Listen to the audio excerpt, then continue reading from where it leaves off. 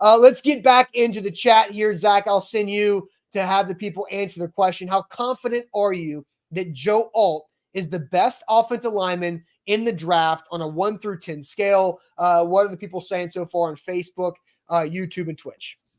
Darius Glover's going 8. So is Eric with an 8. So is Josh with an 8. Scott's going 10. Elsie Oliver goes 6. Michael goes 70%. So we'll go back to 7 out of 10 there for Michael. 10 from Clayton, 9.99 from Hello Ladies. JQ's goes 0, which is ridiculous. Blake goes 8 out of 10. Just Smash goes 3. Corey goes 5. Titans Kyle goes 8.5. Brock Kraft goes 9. Cameron Strong with 7. Trevor with a 4. Matt goes 5. Willie with a 10. Eric with a 6. Rooney with a 9. Andre goes 6. Jared Morris 7.6. Carlos with a 7. Curtis C with a 4. Tons of numbers coming in and out. 8.25 from the real Thomas Gully. Borkington 7.5.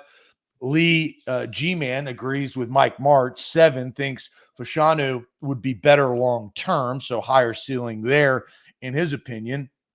Definitely has some weaknesses from Alton about Joe Alt.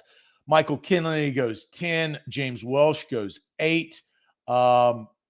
Ken says 7. So, I think probably the average is right around 7 point something because you had some 5s and you had some lower numbers. There's another 5 coming in from Brian. I think Carpet King, some of this is influenced where Carpet King and Flooring goes Neighbors. I think a lot of people, right, probably sitting there saying, well, I want Malik Neighbors, so that's going to influence my number of what I actually think about Alt, maybe not truly the player, but the actual pick. So scale of 1 to 10, where are you on Alt?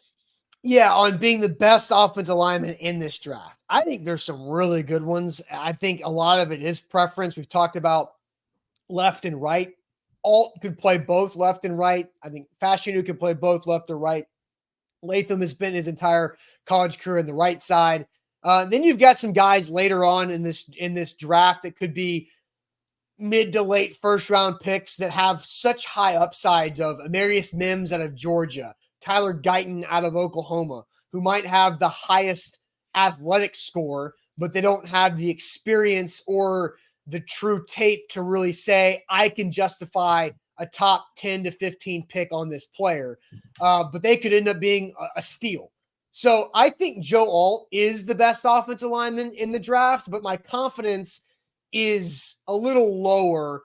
I'm still, man, I'm between a 6.5 and a 7. So I'm going to say 6.7 out of 10 is my confidence level that he's the best tackle. I think he's got the highest floor. So I think if the Tennessee Titans, you're trying to figure out what do you need, right? You've had the worst left tackle in football, a rotating door that's collectively become the worst left tackle in football over the last 2 seasons. So anybody you get in the first round is going to be a significant upgrade. But I think Joe Alt, my confidence, 6.7 out of 10 in him being the best offensive lineman in this entire draft. I just think higher floor, but his ceiling is not nearly as high as some of these other guys that could be first round picks. But if his ceiling could be higher, I mean, if his ceiling could be, I mean, where you're drafted. I think Amarius Mims has the highest ceiling of any offensive lineman in this draft. I think he is just a freaking beast, freak of nature. He looks different than anybody else. So you talk about seeing fashioners stand out at the Peach Bowl. Man, Amarius Mims is a different level of human being. It's just he started 8 games. He's been hurt. He hasn't played a bunch. He had really good players ahead of him before, so he couldn't get that starting job out of the gates as a younger player. And he is just built different, man. Like he's built different among people who are built different. That's Amarius Mims. But he's going to be a 22nd pick. Maybe the Eagles could take him right there to be Lane Johnson's replacement here after he retires in a year or so. But I think that's the Titans should do that, obviously. But if the Titans trade back, then you get yourself in the conversation, depending on how far back you go, of Latham, Guyton, Mims, if they don't go with Alt or whoever's there at 7.